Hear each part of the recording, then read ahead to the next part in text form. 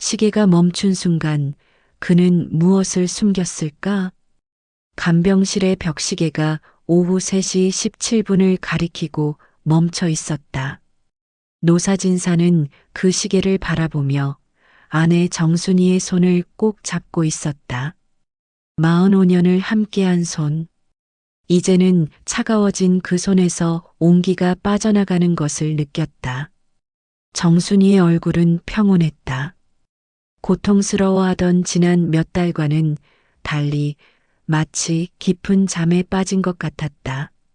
노사진사는 그녀의 손등을 쓰다듬었다. 거칠어진 손등에는 세월의 흔적이 고스란히 남아 있었다. 설거지하느라 거칠어진 손, 바느질하느라 굳어진 손가락, 그리고 사진관 일을 도우며 현상에게 닳고 다른 손톱. 할머니, 이제 편히 쉬세요. 간호사 김미영이 조심스럽게 다가와 정순이의 눈꺼풀을 내려주었다. 김미영은 이 병원에서 15년을 근무한 베테랑이었다. 수많은 죽음을 지켜봤지만 여전히 각각의 죽음 앞에서 경건해졌다. 그리고는 벽에 걸린 시계를 하얀 천으로 가렸다. 병원의 관례였다. 환자가 세상을 떠나면 시계를 가리는 것. 시간이 멈춘 자리에서 시간은 더 이상 흘러가지 않는다는 의미였다. 노사진사는 그 모습을 지켜보며 이상한 기분이 들었다. 평생을 시간과 함께 살아온 사람이었다. 셔터 스피드, 노출 시간, 현상 시간. 사진은 시간을 정지시키는 일이었는데 이제 진짜로 시간이 멈춘 것 같았다. 주머니에서 작은 필름 캔을 꺼내 손바닥 위에 올려놓았다. 검은 플라스틱 캔 위에 하얀 테이프가 붙어 있고 그 위에 볼펜으로 삐뚤빼뚤하게 쓴 글씨가 있었다. 미완. 노사진사 자신의 글씨였다. 떨리는 손으로 쓴 글씨라서 평소보다 삐뚤었다. 이 필름캔은 3년 전부터 그의 주머니를 떠나지 않았다. 정순이가 처음 쓰러진 날부터 줄곧 품고 다닌 것이다. 안에는 36컷이 들어 있었다. 하지만 마지막 한 컷만은 찍지 못했다. 아저씨, 장례식장은 언제 정하실 건가요? 김미영이 물었다. 목소리가 부드러웠다. 15년 동안 이런 일을 겪은 가족들을 수없이 봐왔기 때문에 어떤 말투로 말해야 하는지 알고 있었다. 내일 아들이 올 거예요. 그때 정하겠습니다. 노사진사의 목소리는 잠겨 있었다. 창민이는 부산에서 회사를 다니고 있었다. 전화를 받자마자 울음을 터뜨렸다. 하지만 노사진사는 울지 않았다. 아직 울 때가 아니라는 생각이 들었다. 그럼 일단 영안실로 모셔드릴게요. 준비하실 것 있으시면 지금 하세요. 김미영이 다른 간호사들과 함께 정순이를 옮길 준비를 했다. 노사진사는 일어나서 아내의 이마에 마지막 입맞춤을 했다. 차가운 이마였지만 그 순간 45년 전 첫 만남의 따스함이 되살아났다. 사진관 앞 버스 정류장에서 우산을 빌려달라고 했던 20살의 정순이. 빗방울이 후두둑 떨어지는 여름날이었다. 그때 그녀는 하얀 원피스를 입고 있었고 빗물에 젖은 머리카락이 볼에 달라붙어 있었다. 마치 영화 속 한 장면 같았다. 우산 없어요? 네, 갑자기 비가 와서요. 죄송해요. 그때 노사진사는 26이었다. 아버지에게서 물려받은 사진관을 운영한 지 3년째였다. 손님도 별로 없어서 한가한 오후였는데 갑자기 나타난 그녀가 운명처럼 느껴졌다. 정순이는 수줍게 웃었고 그 웃음이 빗소리보다 아름답게 들렸다. 잠깐만요. 노사진사는 사진관으로 뛰어들어가서 검은 우산을 가져왔다. 아버지가 쓰던 우산이었다. 튼튼한 우산이라서 비를 완전히 막아줄 수 있었다. 그리고 정순이에게 건네주었다. 고마워요. 꼭 돌려드릴게요. 괜찮아요. 그냥 쓰세요. 어차피 저는 사진관 안에만 있을 거니까요. 하지만 정순이는 다음날 우산을 들고 다시 왔다. 깨끗하게 말린 우산을 정중하게 돌려주었다. 그리고 고마움의 표시로 사진을 한 장 찍어달라고 했다. 그것이 시작이었다. 어떤 사진을 원하세요? 그냥 자연스럽게요. 특별할 것도 없는 평범한 사람이니까요. 하지만 노사진사의 눈에는 전혀 평범하지 않았다. 카메라 뷰파인더를 통해 본 정순이는 빛나고 있었다. 사진관 창문으로 들어오는 오후 햇빛이 그녀의 옆얼굴을 비추고 있었고 그 빛이 마치 후광처럼 보였다. 셔터를 누르는 순간 노사진사는 알았다. 이 사진이 자신의 인생에서 가장 중요한 사진이 될 것이라는 걸. 그리고 실제로 그렇게 되었다. 그 사진은 지금도 사진관 벽에 걸려 있다. 액자 속에서 20살의 정순이가 환하게 웃고 있다. 노사진사는 필름캔을 주머니에 다시 넣었다. 이 캔 안에는 45년의 시간이 들어 있었다. 정순이와 함께한 모든 순간들. 결혼식 사진부터 시작해서 아들 창민이가 태어날 때까지, 그리고 그 이후의 모든 일상들. 명절 가족 사진, 창민이 첫돌 사진, 초등학교 입학식 사진, 중학교 졸업 사진, 고등학교 수학여행 전 가족 사진. 하지만 마지막 한 컷만은 찍지 못했다. 정순이가 병상에 누워 있을 때 그는 카메라를 들 수가 없었다. 아픈 모습을 기록으로 남기고 싶지 않았기 때문이다. 아름다운 모습만 기억하고 싶었다. 할아버지, 이제 가셔야 해요. 김미영이 다시 말했다. 다른 간호사들이 들 것을 준비하고 있었다. 노사진사는 고개를 끄덕이고 병실을 나섰다. 복도를 걸으면서 그는 발걸음 소리에 귀를 기울였다. 타박타박, 타박타박. 혼자 걷는 발걸음 소리가 이렇게 외로울 줄 몰랐다. 병원 복도는 길었다. 양쪽 벽에는 병실 번호가 적힌 팻말들이 줄지어 있었다. 301호, 302호, 303호. 숫자들이 지나갔다. 각각의 방 안에는 살아있는 사람들이 있었다. 치료받는 사람들, 간병하는 사람들, 문병 온 사람들. 모두들 희망을 품고 있는 사람들이었다. 하지만 노사진사에게는 더 이상 희망이 필요 없었다. 희망의 시간은 끝났고 이제는 정리의 시간이 왔다. 45년을 정리하는 시간. 그것이 얼마나 걸릴지는 알 수 없었다. 엘리베이터를 타고 1층으로 내려갔다. 엘리베이터 안에서 거울에 비친 자신의 모습을 봤다. 72살의 노인이었다. 머리는 희끗희끗했고 얼굴에는 주름이 깊게 패여 있었다. 하지만 눈만은 또렷했다. 평생 카메라 뷰파인더를 들여다본 눈이었다. 로비에는 면회객들이 분주하게 오가고 있었다. 꽃다발을 든 사람, 과일 바구니를 든 사람, 아이 손을 잡고 온 사람들. 모두들 살아있는 사람들을 만나러 온 사람들이었다. 노사진사는 그들 사이를 지나서 병원 밖으로 나왔다. 바깥은 늦가을 바람이 차갑게 불고 있었다. 노사진사는 코트 깃을 세우고 버스 정류장으로 걸었다. 바로 그 정류장이었다. 45년 전 정순이와 처음 만났던 그곳.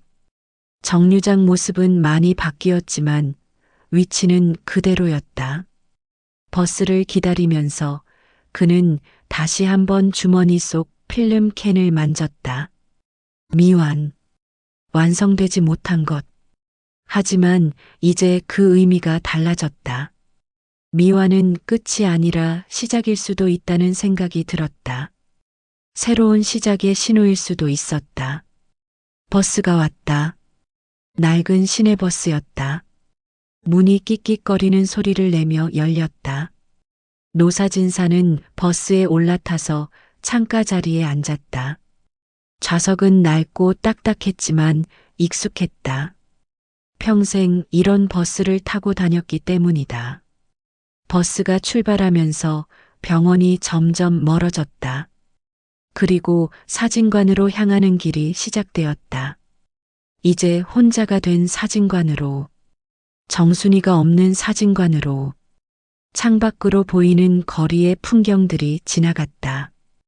옛날과는 많이 달라진 모습들이었다. 높은 빌딩들이 들어서고 작은 가게들은 사라지고 있었다. 동네 슈퍼는 편의점으로 바뀌었고 작은 식당들은 프랜차이즈 매장들로 바뀌었다. 변화하는 세상 속에서 사진관만이 그 자리에 남아 있었다. 노사진사는 손목시계를 봤다. 오후 4시 30분. 아버지에게서 물려받은 기계식 시계였다. 똑딱똑딱 소리를 내며 정확하게 시간을 가리키고 있었다. 병원의 벽시계는 3시 17분에 멈춰 있지만 세상의 시간은 계속 흘러가고 있었다. 그리고 그 시간 속에서 그는 새로운 결정을 내려야 했다. 필름 캔을 꺼내서 다시 한번 미완이라는 글씨를 바라봤다. 자신의 글씨지만 낯설었다. 이제 이 필름으로 무엇을 할 것인가? 어떻게 완성할 것인가? 그것이 앞으로 그가 풀어야 할 숙제였다. 그리고 그 답은 사진관에 있을 것이다. 사진관 문을 열자마자 전화가 울렸다. 따르릉, 따르릉. 오래된 검은색 다이얼 전화기였다. 아버지 때부터 쓰던 것으로 벌써 50년이 넘었다. 노사진사는 코트를 벗으며 전화를 받았다. 네, 명진사진관입니다. 아버지, 창민입니다. 아들 창민의 목소리였다. 부산에서 걸어온 전화였다. 목소리가 떨리고 있었다. 분명히 울었을 것이다. 창민은 어릴 때부터 감정이 풍부한 아이였다. 어머니는 어떻게 하셨어요? 지금 어디 계세요? 영안실에 모셔드렸다. 내일 오면 장례식장 정하자. 네, 알겠습니다. 내일 아침 첫 차로 올라가겠습니다. 창민의 목소리 뒤로 아이들 소리가 들렸다. 손자 준호와 손녀 은지였다. 벌써 중학생과 초등학생이 된 아이들이었다. 아이들은 할머니가 돌아가신 것을 알고 있을까? 아마 창민이 아직 말하지 못했을 것이다. 아이들한테는 말했냐? 아직이요. 어떻게 말해야 할지 모르겠어요. 할머니가 하늘나라로 가셨다고 해라. 그러면 이해한다. 전화 너머로 창민이 한숨 쉬는 소리가 들렸다. 그리고 잠시 침묵이 흘렀다. 노사진사는 사진관 안을 둘러봤다. 정순이가 없는 사진관은 너무 조용했다. 평소에는 정순이가 라디오를 틀어놓곤 했는데 오늘은 그 소리도 없었다. 아버지, 그런데 한 가지 말씀드릴 게 있어요. 창민의 목소리가 조심스러워졌다. 뭔가 중요한 이야기를 하려는 것 같았다. 뭔데? 보험금 수령이랑 상속 관련해서 서류 준비해야 할 게 있어요. 내일 가면서 가져갈게요. 노사진사는 미간을 찌푸렸다. 어머니가 돌아가신 지 몇 시간도 되지 않았는데 벌써 그런 이야기를 하다니. 하지만 현실적으로 필요한 일이긴 했다. 무슨 서류? 보험금 청구서하고 상속 포기각서요. 아버지가 모든 걸 상속받으시는 게 맞으니까요. 상속 포기각서? 노사진사는 그 말이 이상했다. 정순이에게는 별다른 재산이 없었다. 사진관은 원래 노사진사 명의였고 집도 마찬가지였다. 굳이 상속 포기를 할 이유가 없었다. 어머니 명의로 된 게 뭐가 있다고? 아, 그게요. 사진관 건물 지분 일부가 어머니 명의로 되어 있더라고요. 그리고 예금 통장도 몇 개 있고요. 창민이 미리 조사해 본 것 같았다. 노사진사는 당황했다. 정순이 명의의 통장이 있다는 것은 알고 있었지만 사진관 건물 지분까지 있다는 것은 몰랐다. 언제 그런 걸 했지? 10년 전쯤인 것 같아요. 세무 관련해서 정리하면서 명의를 나눠 놓으신 것 같은데요. 아, 그때였다. 세무사가 절세를 위해서 명의를 분산하라고 조언했었다. 그때 정순이 명의로 일부를 이전해 놨던 것이다. 너무 오래전 일이라 잊고 있었다. 전화 너머로 또 다른 목소리가 들렸다. 여자 목소리였다. 며느리 미영이었다. 여보, 아버님께 시간 조건 말씀드려. 아, 네. 아버지, 미영이가 하는 말이 있대요. 노사진사는 며느리와 대화하는 것을 좋아하지 않았다. 미영은 너무 현실적이고 계산적인 여자였다. 돈과 관련된 이야기만 나오면 눈빛이 달라졌다. 뭔데? 서류에 도장 찍는 일정을 정해야 한대요. 보험회사에서 빨리 처리하려면 일주일 안에 해야 한다고 하거든요. 일주일. 정순이가 세상을 떠난 지 아직 반나절도 되지 않았는데 벌써 일주일 일정을 잡는다니. 노사진사는 답답했다. 장례 끝나고 생각해보자. 아버지, 그런데 그 전에 한 가지 더 확인할 게 있어요. 창민의 목소리가 더욱 조심스러워졌다. 뭔가 더 큰 이야기가 나올 것 같았다. 뭔데 또? 사진관 상표권이요. 아버지 명의로 되어 있는지 확인해 봐야 할 것 같아요. 상표권? 그게 뭔 소리야? 명진사진관이라는 상호를 상표로 등록했는지요. 요즘에는 다 상표 등록을 해놔야 한대요. 노사진사는 전혀 이해할 수 없었다. 아버지 때부터 써온 사진관 이름에 무슨 상표권이 필요하다는 건지. 그냥 간판에 써놓은 이름일 뿐인데 그런 거 안 했다. 그럼 지금이라도 해야 할 것 같아요. 나중에 문제될 수 있거든요. 전화 너머로 또 미영의 목소리가 들렸다. 여보, 원본 필름들 저작권도 물어봐. 아, 맞다. 아버지, 사진관에 있는 원본 필름들 저작권은 어떻게 되는 거예요? 노사진사는 점점 화가 났다. 정순이가 돌아가신 날에 이런 이야기를 하다니. 보험금 상속, 상표권, 저작권. 이런 게 정말 중요한 것일까? 그런 건 나중에 이야기하자. 아버지, 미안하지만 이런 건 미리미리 정리해 놔야 해요. 나중에 복잡해지거든요. 창민의 목소리에는 확신이 있었다. 회사에서 법무팀 일을 하다 보니 이런 일에는 익숙해진 것 같았다. 하지만 노사진사에게는 모든 게 낯설고 복잡했다. 저작권은 사진 찍은 사람한테 있는 거 아니냐? 맞아요. 그런데 고객들이 돈 내고 찍은 사진들은 어떻게 되는 거예요? 원본 필름을 계속 아버지가 보관하고 계시잖아요. 그것도 맞는 말이었다. 사진관에는 수십 년간 찍은 사진들의 원본 필름이 가득했다. 결혼사진, 가족사진, 증명사진들. 모든 것이 정리되어 보관되어 있었다. 고객들 것은 고객들 거지. 그럼 원본 필름도 다 돌려줘야 하는 거 아니에요? 노사진사는 대답할 수 없었다. 지금까지 그런 생각을 해본 적이 없었기 때문이다. 원본 필름은 당연히 사진관에 보관하는 것이라고 생각했다. 나중에 추가 인화를 요청할 수도 있고 분실했을 때 다시 뽑아줄 수도 있으니까. 전화 너머로 미영의 목소리가 또 들렸다.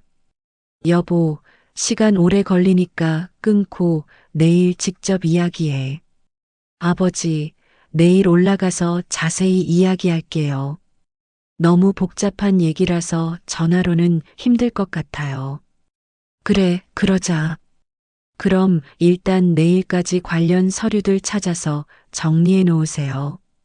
보험증서, 통장, 도장들 다 준비해 놓으시고요. 알겠다. 그리고 아버지, 혹시 어머니가 유언 같은 거 남기신 것 없어요? 유언? 네, 재산 처분에 대한 의사표시 같은 거요. 노사진사는 잠시 생각해 봤다. 정순이가 마지막에 한 말들을 떠올려 봤다. 대부분 창민이와 손자들 걱정하는 말들이었다. 특별한 유언 같은 것은 없었다. 없다. 그럼 법정 상속으로 진행하면 되겠네요. 내일 자세히 설명드릴게요.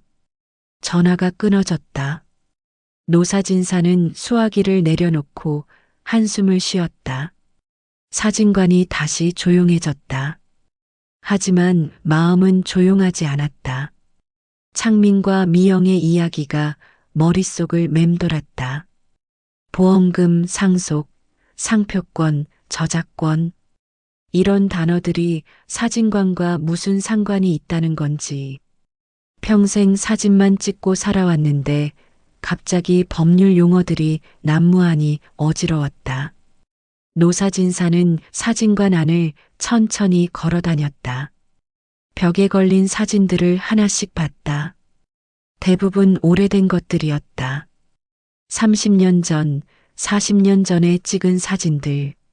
그때는 이런 복잡한 문제들이 없었다. 그냥 사진 찍고, 현상하고, 인화해서 주면 끝이었다. 카운터 뒤쪽 서랍을 열어봤다. 각종 서류들이 쌓여 있었다. 정순이가 정리해 놓은 것들이었다. 그녀는 꼼꼼한 성격이라서 모든 걸 정리해 놨다. 하지만 이제 그 정리해 놓은 것들이 상속 문제로 변할 줄은 몰랐을 것이다. 통장들도 몇 개 있었다. 대부분 잔고가 많지 않았다. 사진관 운영 비용과 생활비로 쓰다 보니 많이 모을 수는 없었다. 그런데 이것들도 상속 대상이 된다는 것이다. 노사진사는 주머니에서 미완 필름 캔을 꺼냈다. 이것도 상속 대상이 될까? 아직 현상하지 않은 필름이니까 가치가 있는 건지 없는 건지 알 수 없었다. 하지만 노사진사에게는 그 어떤 것보다 소중한 것이었다. 전화가 또 울렸다. 이번에는 누구일까? 창민이가 또 뭔가 빠뜨린 것을 기억해서 거는 건일까? 네, 명진 사진관입니다. 사장님, 저 김신의 할머니예요. 옆집 김신의 할머니였다. 정순이와 친했던 분이었다. 소식을 들었나 보다. 아, 김할머니. 안녕하세요. 순이가 어떻게 됐다고 들었는데 정말이에요? 네, 오늘 오후에 가셨습니다. 아이고, 그럼 어쩌나. 내가 어제까지만 해도 멀쩡하다고 생각했는데. 김할머니의 목소리가 떨렸다. 정순이보다 5살 많은 분이었다. 평생 이웃으로 살면서 서로 의지하고 지낸 사이였다. 갑자기 악화됐어요. 장례는 언제 해요? 내일 아들이 와서 정하기로 했어요. 내가 뭐 도울 일 없나요? 순이가 평소에 나한테 얼마나 잘해줬는데. 김할머니의 마음이 고마웠다. 창민이나 미영이는 보험금과 상속 이야기만 했는데 김할머니는 정순이를 그리워하고 있었다. 고맙습니다. 장례식장 정해지면 연락드릴게요. 그래요. 꼭 연락하세요. 우리 순이 마지막 길 같이 가야죠. 전화를 끊고 나니 또 조용해졌다. 노사진사는 정순이가 앉던 의자에 앉아봤다. 카운터 앞 작은 의자였다. 정순이는 그 의자에 앉아서 손님들을 맞이하고 전화를 받고 장부를 정리했다. 그 의자에 앉아 있으니 정순이의 온기가 느껴지는 것 같았다. 45년 동안 매일 앉던 의자였으니까 이 의자도 상속 대상이 될까? 그런 생각을 하니 우스웠다. 시계를 봤다. 벌써 저녁 6시였다. 평소라면 정순이가 저녁 준비를 시작할 시간이었다. 하지만 오늘은 혼자 저녁을 먹어야 했다. 앞으로는 계속 혼자 먹어야 할 것이다. 노사진사는 미완 필름 캔을 다시 주머니에 넣었다. 내일 창민이가 와서 또 복잡한 이야기를 할 것이다. 하지만 이 필름만은 누구에게도 주지 않을 것이다. 이것은 상속 대상이 아니라 추억이니까. 사진관 문을 잠그고 집으로 올라갔다. 2층에 있는 작은 집이었다. 정순이 없는 집. 이제 시작되는 혼자만의 시간이었다.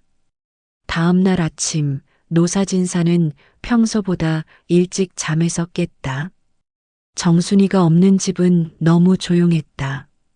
평소라면 아침 6시면 정순이가 일어나서 라디오를 틀어놓고 아침 준비를 시작했을 텐데 오늘은 그 소리가 없었다. 혼자 간단히 아침을 먹고 사진관으로 내려갔다. 창민이가 언제 올지 모르니 미리 준비해둬야 할 것들이 있었다. 어제 전화해서 말한 서류들을 찾아서 정리해놔야 했다. 서랍을 하나씩 열어보며 필요한 것들을 꺼냈다. 보험증서, 통장들, 도장들. 정순이가 얼마나 꼼꼼하게 정리해뒀는지 모든 것이 제자리에 있었다. 각각의 서류에는 정순이의 손글씨로 메모가 적혀 있었다. 중요, 매년 갱신, 비상시 사용 같은 글씨들. 노사진사는 그 글씨들을 보며 마음이 아팠다. 정순이는 자신이 먼저 갈 줄 알고 이렇게 정리해둔 것 같았다. 혼자 남을 노사진사를 위해서 오전 10시쯤 창민이 도착했다. 부산에서 새벽 5시 차를 타고 왔다고 했다. 얼굴이 피곤해 보였다. 뒤따라 며느리 미영도 들어왔다. 미영은 검은색 정장을 입고 있었고 손에는 서류 가방을 들고 있었다. 아버지, 안녕하세요. 창민이 인사했다. 목소리가 어제보다는 안정되어 있었다. 하룻밤 자면서 마음을 정리한 것 같았다. 어서 와라. 많이 피곤했지? 괜찮아요. 미영이가 운전해줘서 좀 잤어요. 미영이 고개를 숙여 인사했다. 아버님, 안녕하세요. 어머님 일로 마음이 많이 아프실 텐데. 그래, 고생했다. 하지만 미영의 눈빛은 이미 서류들을 훑어보고 있었다. 카운터 위에 정리해놓은 통장들과 서류들을 보고 있는 것이다. 아버지, 일단 장례식장부터 정하죠.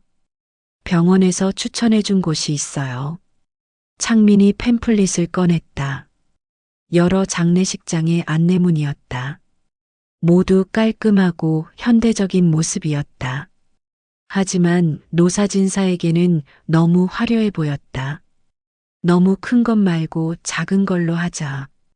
그럼 이 중에서 가장 작은 걸로 할까요?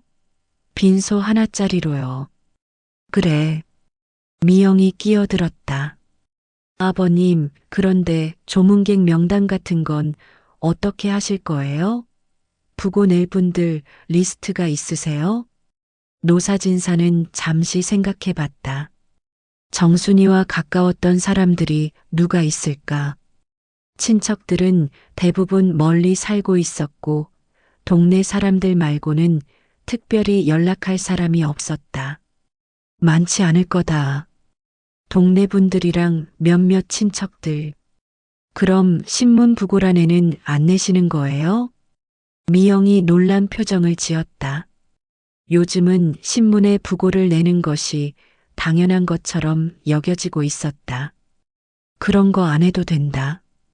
아는 사람들한테만 연락하면 돼. 하지만 혹시라도 모르는 분들이 오실 수도 있잖아요. 사진관 하시면서 아시는 분들이 많으실 텐데. 그것도 맞는 말이었다. 40년 넘게 사진관을 하면서 많은 사람들을 만났다. 결혼 사진을 찍어준 부부들, 가족 사진을 찍으러 온 가족들. 하지만 그들 대부분과는 사진을 찍는 순간만 만났을 뿐이었다. 신문 부고는 너희가 알아서 해라. 창민이 고개를 끄덕였다. 네, 그럼 간단하게 내겠습니다. 그날 오후에 장례식장으로 정순이를 모셨다. 작은 빈소였다. 관 앞에는 정순이의 사진이 놓여 있었다. 10년 전에 찍은 사진이었다. 정순이가 환하게 웃고 있는 모습이었다. 노사진사는 그 사진을 보며 복잡한 기분이 들었다. 자신이 찍은 사진이었다. 정순이 칠순 기념으로 찍었던 것이다. 그때 정순이는 새 한복을 입고 있었고 머리도 예쁘게 손질했었다. 이 사진 좋네요. 아버지가 찍으신 거죠? 창민이 물었다. 그래, 칠순 때 찍은 거다. 역시 프로가 찍으니까 다르네요. 하지만 노사진사는 그 사진이 마음에 들지 않았다. 너무 꾸며진 것 같았다. 진짜 정순이의 모습은 이런 게 아니었다. 진짜 정순이는 앞치마를 두르고 사진관에서 손님들을 맞이하는 모습이었다. 자연스럽게 웃으면서 아이들에게 사탕을 나눠주는 모습이었다. 저녁 무렵부터 조문객들이 오기 시작했다. 먼저 온 것은 옆집 김씨네 할머니였다. 검은 한복을 입고 왔는데 눈이 빨갛게 부어 있었다. 순아, 이렇게 먼저 가면 어떡하니? 김할머니는 관 앞에 무릎을 꿇고 오래 울었다. 노사진사도 덩달아 눈물이 났다. 어제 창민이와 전화할 때는 울지 않았는데 김할머니가 우는 모습을 보니 참을 수 없었다. 그 다음에는 동네 슈퍼 사장이 왔다. 정순이가 단골로 다니던 곳이었다. 사장도 정순이와 비슷한 나이였다. 꽃다발을 들고 와서 관 앞에 놓았다. 사모님이 참 좋은 분이셨는데 맨날 우리 가게 올 때마다 인사 잘해주시고 고맙습니다. 동네 약국 아저씨, 미용실 아주머니, 문구점 할머니도 왔다. 모두 정순이와 가까웠던 분들이었다. 하지만 그리 많지는 않았다. 10명 정도였다. 창민이는 조물록을 준비해뒀다. 작은 공책에 조문객들의 이름과 주소를 적는 것이었다. 하지만 노사진사는 그것보다는 다른 것에 더 관심이 있었다. 주머니에서 작은 카드함을 꺼냈다. 명함 크기의 검은 카드함이었다. 안에는 작은 카드들이 들어 있었다. 필름 보관표였다. 각각의 카드에는 고객의 이름, 촬영 날짜, 필름 번호가 적혀 있었다. 노사진사는 그 카드들을 하나씩 넘겨봤다. 김영수, 1985년 3월 15일 결혼사진. 박미숙, 1987년 5월 22일 가족사진. 이철호, 1990년 9월 10일 돌잔치. 수많은 이름들과 날짜들이 있었다. 아버지, 그게 뭐예요? 창민이 궁금해했다. 필름 보관표다. 고객들 사진 기록. 아, 그런 게 있었군요. 지금도 그렇게 하세요? 응. 언제 다시 찾을지 모르니까. 미영이 카드함을 보더니 관심 있는 표정을 지었다. 이거 개인정보 같은데 괜찮은 거예요? 뭐가 문제야? 요즘은 개인정보 보호법 때문에 이런 거 함부로 보관하면 안 된대요. 노사진사는 어이가 없었다. 사진 찍어준 고객들의 기록을 보관하는 게 왜 문제가 되는지 이해할 수 없었다. 나중에 추가 인화를 요청할 수도 있고 필름을 분실했을 때 다시 찾아줄 수도 있는데 40년 동안 이렇게 해왔는데 뭔 문제가 있다고. 법이 바뀌었어요. 이제는 고객 동의 없이 개인정보를 보관하면 안 돼요. 그럼 이 카드들 다 버리라는 소리야? 미영이 고개를 끄덕였다. 그게 안전할 것 같아요. 나중에 문제될 수 있거든요. 노사진사는 카드함을 꽉 쥐었다. 이 카드들은 단순한 기록이 아니었다. 40년간의 추억이었다. 각각의 카드 뒤에는 사연이 있었다. 첫 아이가 태어나서 기뻐하던 부부, 금혼식을 맞아온 가족이 모인 할아버지, 할머니, 졸업을 앞두고 친구들과 함께 온 학생들. 이건 못 버린다. 아버지, 하지만 법적으로 문제가 될 수 있어요. 법이 뭐가 그리 중요해? 사람 사는 게 더 중요하지. 창민이 중간에 끼어들었다. 아버지, 일단 보관해 두세요. 나중에 변호사한테 물어보고 결정하죠. 미영이 불만스러운 표정을 지었지만 더 이상 말하지 않았다. 밤이 되자 조문객들은 대부분 돌아갔다. 빈소에는 가족들만 남았다. 창민이와 미영, 그리고 노사진사. 손자, 손녀들은 어려서 집에 있었다. 창민이가 소파에 앉아서 서류들을 정리하고 있었다. 내일 처리해야 할 일들의 목록을 만들고 있는 것 같았다. 아버지, 내일 보험회사 가야 하는데 같이 가실 수 있어요? 그래야지. 그리고 은행도 가야 하고 구청에도 가야 해요. 뭐하러? 사망 신고하고 각종 서류 발급받으려고요. 노사진사는 한숨을 쉬었다. 사람이 죽으면 이렇게 할 일이 많은지 몰랐다. 정순이가 살아있을 때는 이런 복잡한 일들을 다 그녀가 처리했었다. 참 아버지. 어머니 유품 정리는 언제 하실 거예요? 유품? 옷가지나 개인 물건들이요. 노사진사는 그것까지는 생각하지 못했다. 정순이의 옷들, 화장품들, 책들, 모든 것이 그대로 있었다. 마치 잠깐 어디 나간 것처럼. 아직 생각 안 해봤다. 급하지 않으니까 천천히 하세요. 다만 중요한 서류들은 미리 찾아두셔야 할 것 같아요. 미영이 끼어들었다. 특히 통장 비밀번호 같은 거요. 혹시 어디 적어 놓으신 곳 있으세요? 글쎄, 정순이가 다 관리했는데. 그럼 내일 찾아봐야겠네요. 노사진사는 카드함을 다시 꺼내서 들여다봤다. 이 작은 카드들 안에는 수많은 사람들의 기억이 들어 있었다. 그들에게 사진은 단순한 기록이 아니라 소중한 추억이었을 것이다. 첫 데이트 기념사진, 프로포즈 기념사진, 결혼 기념사진, 아이 태어난 기념사진. 인생의 중요한 순간들을 기록한 것들이었다. 그런 것들을 법 때문에 버려야 한다니. 미영아. 네, 아버님.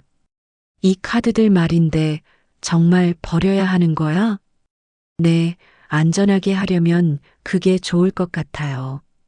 그럼 원본 필름들도 다 없애야 하는 거야? 미영이 잠시 생각하더니 대답했다. 원본 필름은 좀 다를 수 있어요. 저작권 문제도 있고요. 저작권?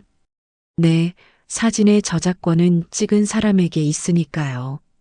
노사진사는 점점 더 복잡해지는 것 같았다. 어제까지만 해도 단순했던 사진관이 갑자기 법률 문제 투성이가 되었다. 그럼 어떻게 해야 하지? 창민이 대답했다. 아버지, 일단 변호사랑 상담받아보죠. 전문가 의견을 들어봐야 할 것 같아요. 변호사까지 써야 해? 요즘은 다들 그래요. 조금이라도 복잡한 일이 있으면 변호사 도움을 받아요. 노사진사는 카드함을 다시 주머니에 넣었다. 변호사, 법률, 저작권. 이런 단어들이 사진관과 어울리지 않았다. 사진관은 단순한 곳이어야 했다. 사람들이 추억을 만들러 오는 곳이어야 했다. 밤이 깊어갔다. 빈소는 조용했다. 형광등 불빛 아래에서 정순이의 사진이 환하게 웃고 있었다. 하지만 그 웃음이 이제는 슬퍼 보였다. 마치 복잡해져가는 현실을 걱정하는 것 같았다. 노사진사는 미완 필름 캔을 만졌다. 이것만은 아무에게도 주지 않을 것이다. 법이 어떻게 바뀌든 세상이 어떻게 변하든 이것만은 지킬 것이다. 정순이와의 마지막 약속이니까. 장례를 치른 지 일주일이 지났다. 정순이를 화장해서 납골당에 모셨다. 작은 공간이었지만 조용하고 평화로웠다. 창민이는 며칠 더 머물다가 부산으로 내려갔다. 미영은 떠나기 전에 또 한 번 서류 정리 이야기를 했지만 노사진사는 나중에 하겠다고 미뤘다. 이제 사진관에는 다시 정적이 흘렀다. 하지만 예전과는 달랐다. 정순이가 없는 정적이었다. 노사진사는 매일 아침 사진관 문을 열고 저녁에 닫았지만 손님은 거의 없었다. 가끔 증명사진을 찍으러 오는 사람들이 전부였다. 그날 밤 노사진사는 사진관에 혼자 남아 있었다. 평소라면 집으로 올라갔을 시간이었지만 오늘은 특별한 일이 있었다. 정순이가 세상을 떠난 후 처음으로 제대로 된 정리를 하려고 했다. 카운터 아래 서랍들을 하나씩 열어봤다. 가장 아래쪽 서랍에는 오래된 네거티브들이 보관되어 있었다. 투명한 플라스틱 파일에 날짜별로 정리된 것들이었다. 1980년대부터 시작해서 최근까지 모든 것이 있었다. 노사진사는 그 네거티브들을 하나씩 꺼내서 책상 위에 놓았다. 형광등 빛에 비춰보니 작은 이미지들이 보였다. 결혼사진, 가족사진, 돌잔치 사진들. 수많은 사람들의 인생이 작은 필름 조각들 안에 들어 있었다. 1985년 3월에 네거티브를 들여다봤다. 김영수 씨 부부의 결혼 사진이었다. 신랑은 26, 둘 다 어려서 어색해 보였지만 행복해 보였다. 지금쯤 40살이 넘었을 것이다. 아이들도 있을 것이고 어떻게 살고 있을까? 그 옆에는 컨택 시트가 있었다. 한 장의 인화지에 여러 컷을 작게 인화한 것이었다. 고객들이 어떤 사진을 크게 뽑을지 선택할 때 사용하는 것이었다. 컨택 시트에는 정순이의 손글씨로 메모가 적혀 있었다. 3번, 7번, 12번 크게 뽑기, 신부 표정 좋은 것 위주로. 노사진사는 그 글씨를 보며 눈시울이 뜨거워졌다. 정순이는 단순히 사진관 일을 도와준 게 아니었다. 고객들의 마음을 읽고 가장 좋은 사진을 골라주는 일까지 했다. 그녀의 섬세한 손길이 있었기 때문에 명진사진관의 사진들은 특별했다. 다음 파일을 열어봤다. 1987년 5월 박미숙 씨 가족 사진이었다. 부모님과 세 자녀가 함께 찍은 사진이었다. 막내 아들이 아직 돌도 안 된 것 같았다. 어머니가 아이를 안고 있고 아버지는 다른 두 아이의 어깨에 손을 올리고 있었다. 컨택시트에 메모를 봤다. 아이들 표정 자연스러운 것, 가족 모두 웃는 컷. 정순이가 꼼꼼히 체크해 놓은 흔적이 있었다.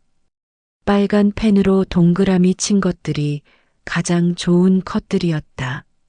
노사진사는 책상 위에 공책을 꺼내 놓았다. 새 공책이었다. 표지에 기탁 목록이라고 적었다. 이제부터 할 일은 이 모든 네거티브와 컨택시트들의 행선지를 정하는 것이었다. 첫 번째 줄에 적었다. 김영수, 1985년 3월 15일 결혼사진 기탁처 지역 기록관. 두 번째 줄에는 박미숙, 1987년 5월 22일 가족사진 기탁처 지역 기록관. 하나씩 적어나가기 시작했다. 하지만 모든 사진을 같은 곳으로 보낼 수는 없었다. 각각의 사진에는 어울리는 곳이 있었다. 결혼 사진들은 지역 기록관으로, 아이들 사진은 교육기관으로, 가족 사진은 복지관으로. 정순이라면 어떻게 정했을까 생각하면서 하나씩 분류했다. 1990년 9월 이철호 씨 돌잔치 사진. 통통한 아기가 한복을 입고 있었다. 돌상 앞에서 무엇을 잡을지 망설이는 모습이 귀여웠다. 이런 사진은 어린이집이나 유치원에서 좋아할 것 같았다. 기탁처 지역 어린이집. 1992년 11월 정민호 씨 가족 사진.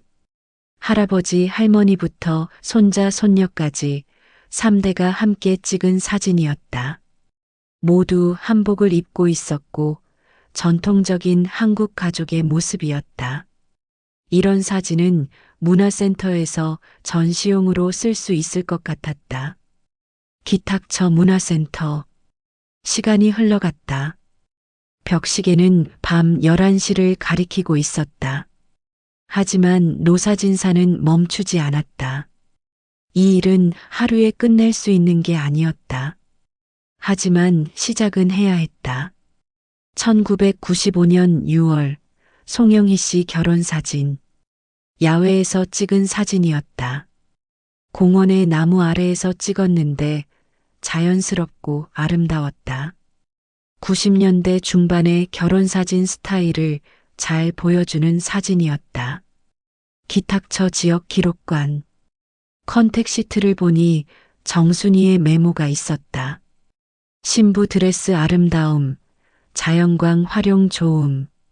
정순이는 기술적인 면까지 세심하게 체크했다.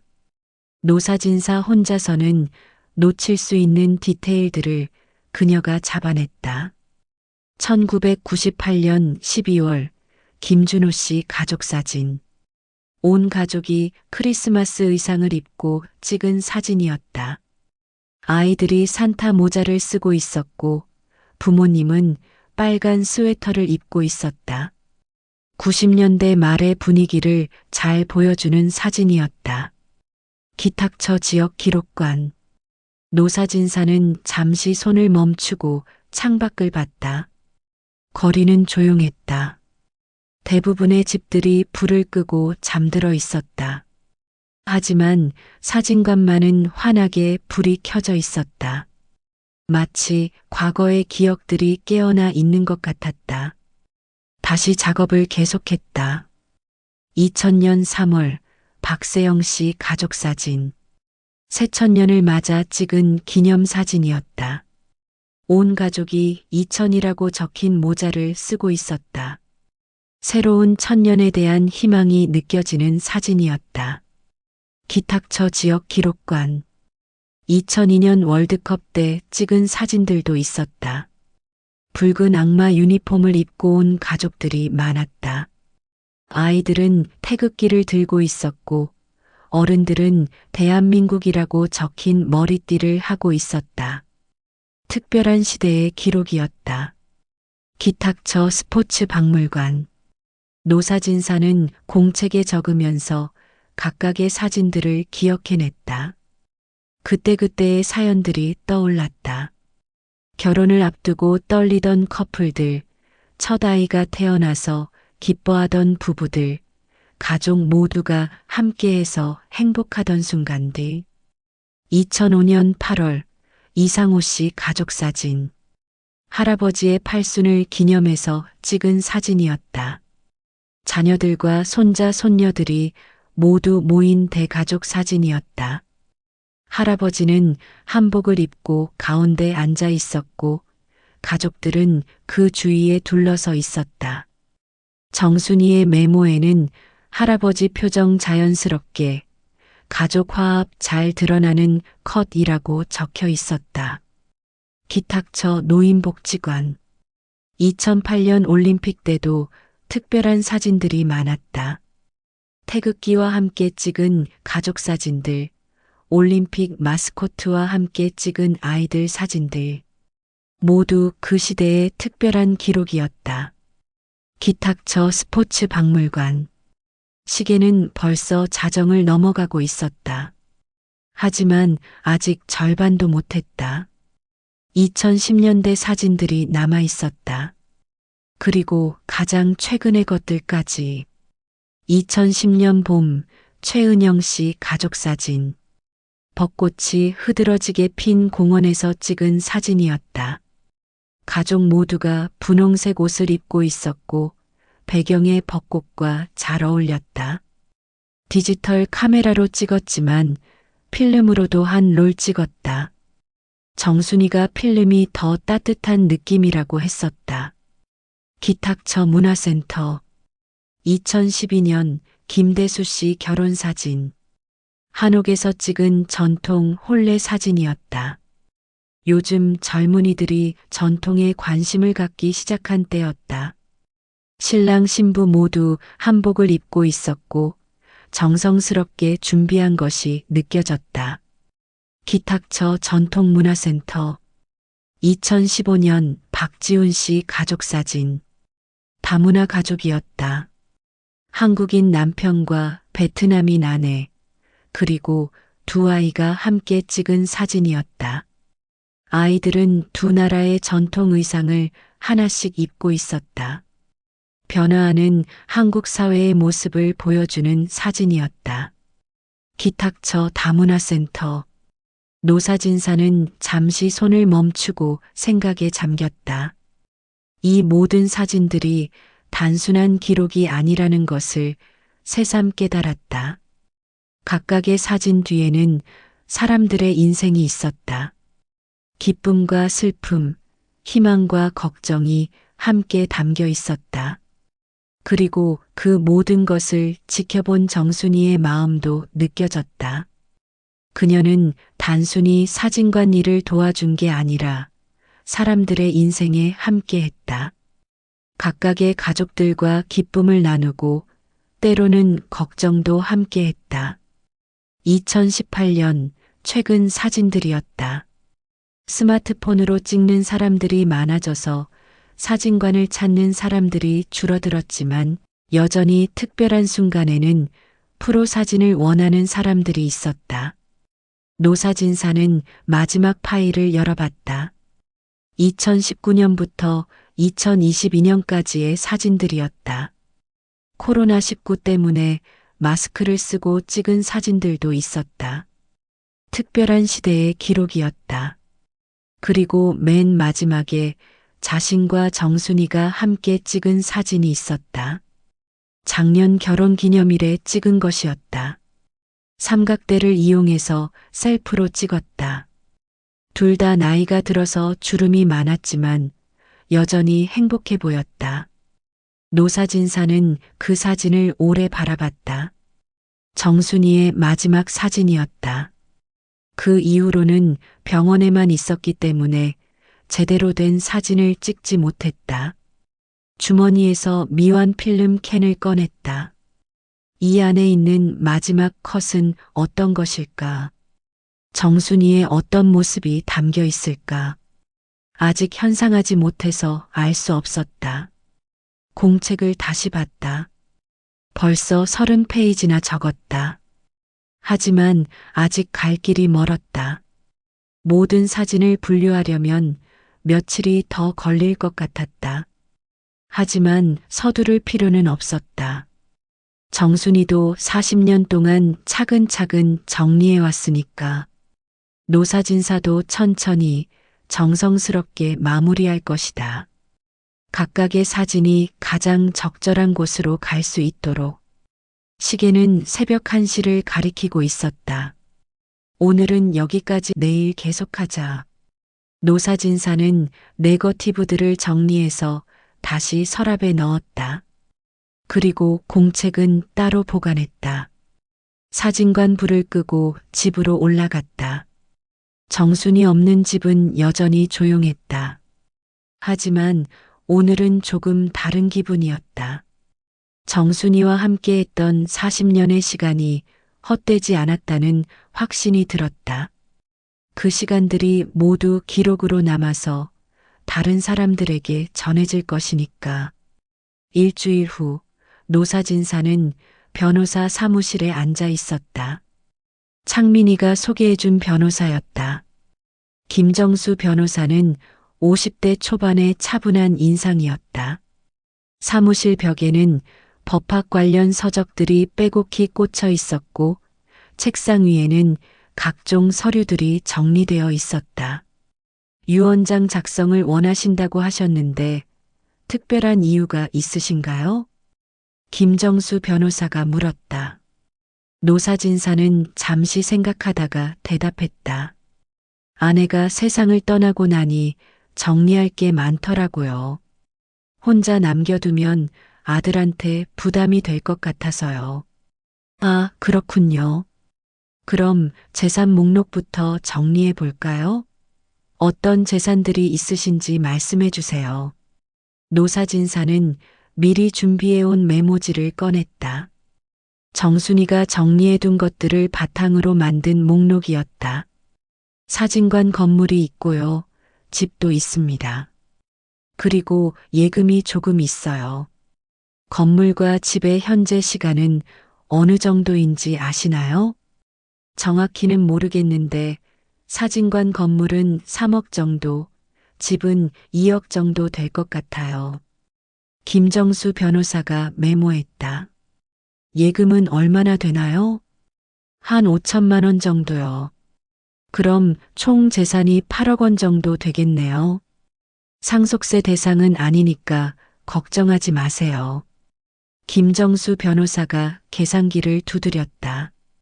상속세는 10억 원 이상부터 부과되기 때문에 노사진사의 경우에는 해당되지 않았다. 그런데 특별한 점이 있으신 것 같은데요. 일반적으로는 가족에게 모든 걸 물려주시는데. 네, 그게 좀 다릅니다. 노사진사는 주머니에서 공책을 꺼냈다. 지난 일주일 동안 밤마다 작성한 기탁 목록이었다. 사진관에 있는 자료들을 여러 기관에 기부하려고 합니다. 사진관 자료요? 네, 40년 동안 찍은 사진들의 원본 필름이랑 컨택 시트들이요. 지역 기록관, 문화센터, 복지관 이런 곳에 나눠서 주려고요. 김정수 변호사는 놀라는 표정을 지었다. 이런 경우는 처음 봤기 때문이다. 그런 자료들이 법적으로 기증 가능한 건가요? 개인정보 문제는 없고요. 그래서 변호사님께 문의드리는 거예요. 김정수 변호사는 잠시 생각하더니 답했다. 원칙적으로는 사진의 저작권은 촬영자에게 있습니다. 그러니까 사진사님이 찍은 사진들은 사진사님 것이죠. 하지만 초상권 문제가 있을 수 있어요. 초상권이요? 네, 사진에 찍힌 사람들의 초상권이요. 본인 동의 없이 공개하거나 전시하면 문제가 될 수 있습니다. 노사진사는 고민에 빠졌다. 그렇다면 그동안 준비한 기탁 계획이 무의미해지는 건가? 그럼 어떻게 해야 하죠? 몇 가지 방법이 있어요. 첫 번째는 개인을 식별할 수 없도록 모자이크 처리를 하는 것이고, 두 번째는 순수하게 학술적 목적으로만 사용한다는 조건을 다는 거예요. 학술적 목적이요? 네, 예를 들어서 시대상 연구나 복식사 연구 같은 용도로만 쓴다는 조건을 달면 됩니다. 그리고 일반인에게는 공개하지 않고 연구자들에게만 제한적으로 공개하는 거죠. 그것도 괜찮은 방법인 것 같았다. 노사진사의 목적은 사진들을 후대에 남기는 것이었지, 사람들을 곤란하게 만들려는 게 아니었으니까. 그럼 그 조건으로 유언장을 작성할 수 있을까요? 물론이죠. 하지만 먼저 가족분들과 상의는 해보셨나요? 유언장 내용에 대해서요. 노사진사는 고개를 저었다. 창민이는 모든 재산을 자신이 상속받는 것으로 생각하고 있었다. 갑자기 대부분을 기증한다고 하면 반대할 것 같았다. 아직 얘기 안 했어요. 그럼 한번 상의해 보시는 게 좋을 것 같아요. 나중에 분쟁이 생길 수 있거든요. 분쟁요? 네, 유언장 내용에 불만이 있는 상속인이 법적 다툼을 벌일 수 있어요. 그런 걸 방지하려면 미리 충분히 설명하고 이해를 구하는 게 좋습니다. 노사진사는 한숨을 쉬었다. 단순할 줄 알았던 일이 점점 복잡해지고 있었다. 그럼 일단 초안부터 작성해 볼까요? 나중에 수정할 수 있으니까요. 네, 그렇게 하죠. 김정수 변호사가 컴퓨터를 켰다. 그리고 유언장 양식을 불러왔다. 먼저 법정 상속분부터 확인해 볼게요. 사진사님의 경우 배우자가 먼저 돌아가셨으니까 아들이 단독 상속인이 됩니다. 그럼 원래는 창민이가 모든 걸 받는 거네요? 네, 맞습니다. 하지만 유언장으로 달리 정할 수 있어요. 다만 유류분은 보장해줘야 합니다. 유류분이 뭐예요? 법정 상속분의 절반은 반드시 보장해줘야 하는 부분이에요. 아무리 유언으로도 빼앗을 수 없는 최소한의 몫이죠. 김정수 변호사가 계산해봤다. 8억 원의 절반이니까 4억 원은 반드시 아들분께 가야 합니다. 나머지 4억 원은 자유롭게 처분할 수 있고요. 그럼 4억 원어치는 기증해도 되는 거군요. 네, 법적으로는 가능합니다. 노사진사는 공책을 펼쳐서 기탁 목록을 다시 봤다. 사진 자료들의 가치를 돈으로 환산하기는 어려웠지만 사진관 건물과 장비들을 합치면 대략 4억 원 정도는 될 것 같았다. 그럼 이렇게 하면 어떨까요? 집과 예금은 아들에게 주고 사진관 건물과 사진 자료들은 기증하는 거로요. 집과 예금이 2억 5천만 원 정도니까 유류분에는 못 미치네요. 조금 더 줘야 할 것 같은데요. 김정수 변호사가 다시 계산해 봤다. 사진관 건물의 일부, 예를 들어서 절반 정도는 아들분께 주시는 게 좋을 것 같아요. 그럼 사진관 건물을 반반으로 나누는 건가요? 네, 지분으로 나누면 됩니다.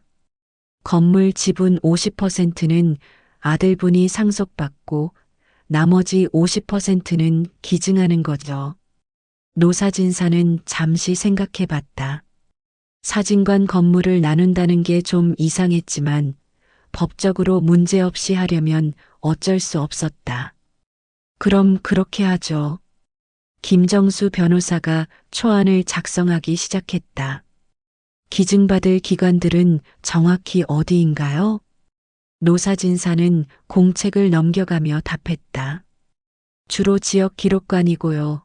문화센터, 복지관, 어린이집, 다문화센터 이런 곳들이에요.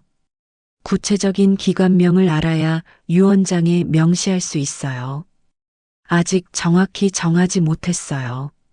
일단 지역 기록관부터 연락해 볼 생각이에요. 그럼 일단 지역 기록관 및 관련 문화기관으로 적어두고 나중에 구체적으로 정해서 수정하시죠.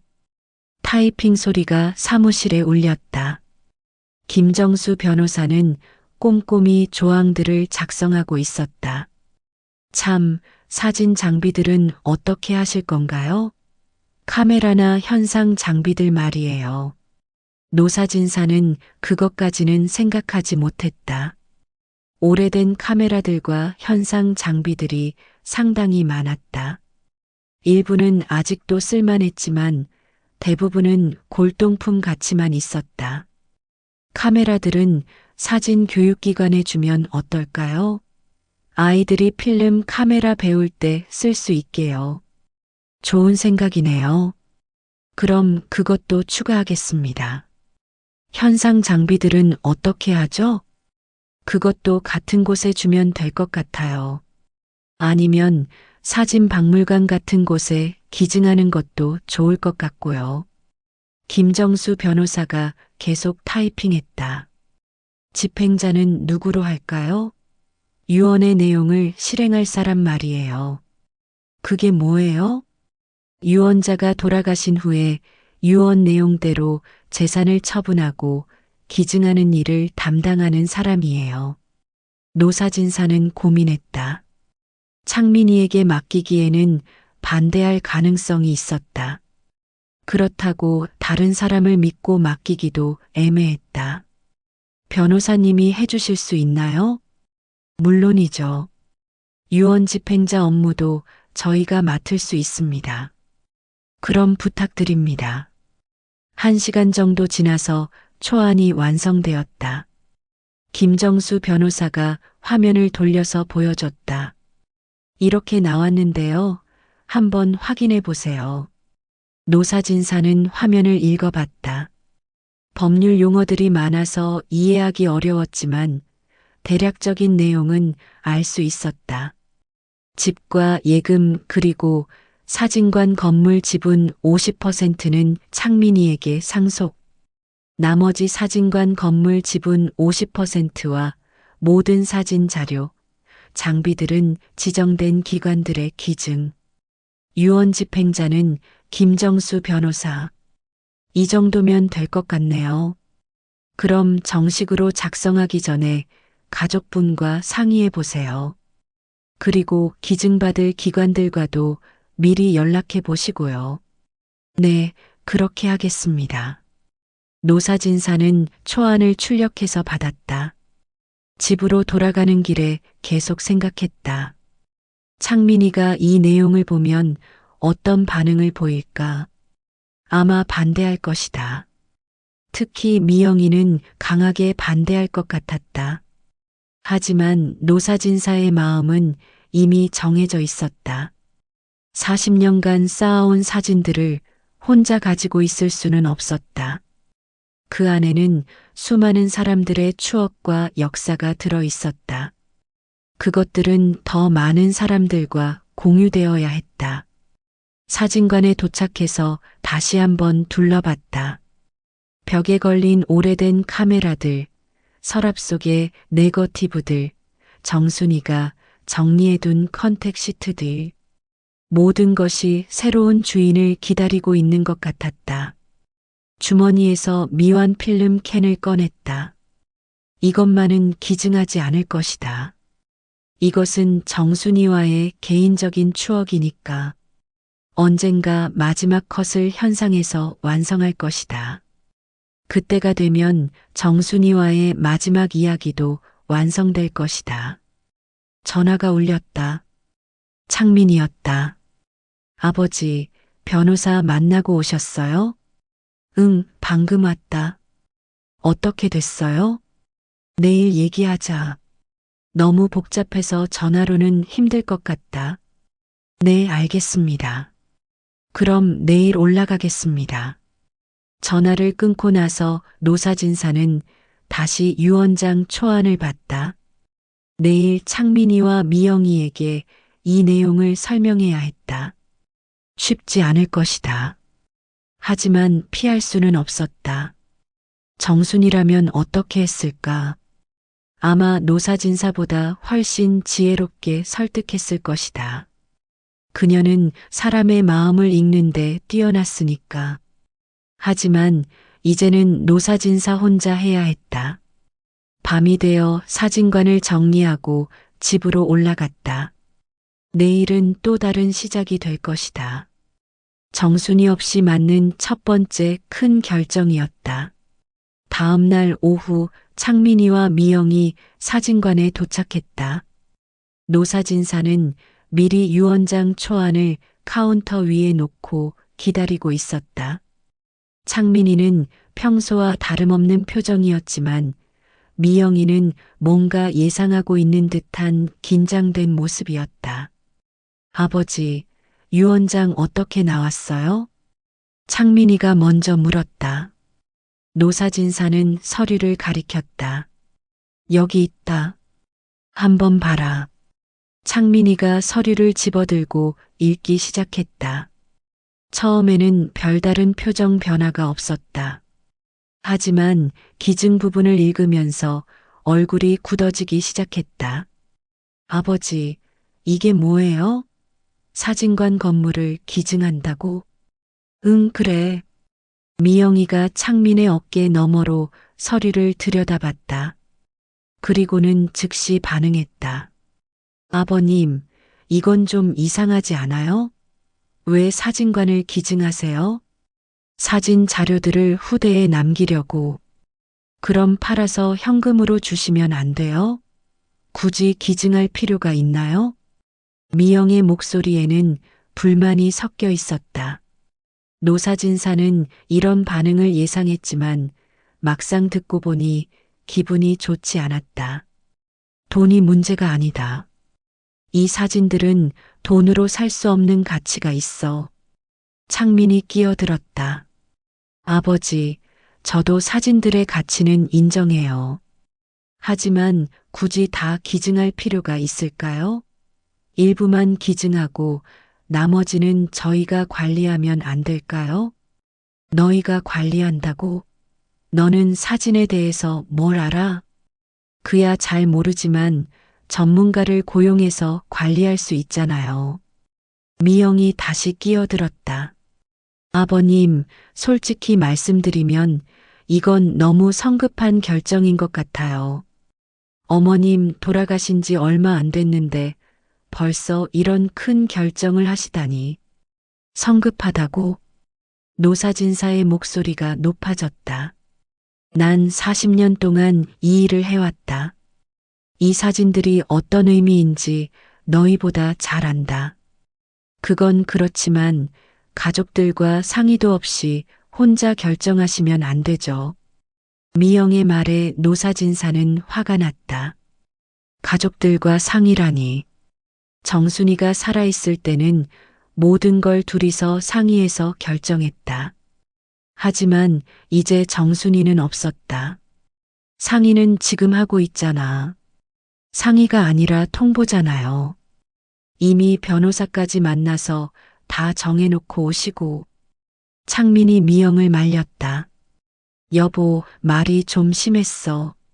하지만 미영은 멈추지 않았다. 아니에요. 이건 정말 중요한 문제라고요. 창민이 미래도 생각하셔야죠. 창민이 미래? 네, 준호하고 은지 교육비도 많이 들고 집값도 계속 오르고 있어요. 이런 상황에서 재산을 기증하시면 나중에 어떻게 해요? 노사진사는 한숨을 쉬었다. 결국 돈 이야기였다. 미영에게는 사진의 역사적 가치보다 현금 가치가 더 중요했다. 걱정하지 마라.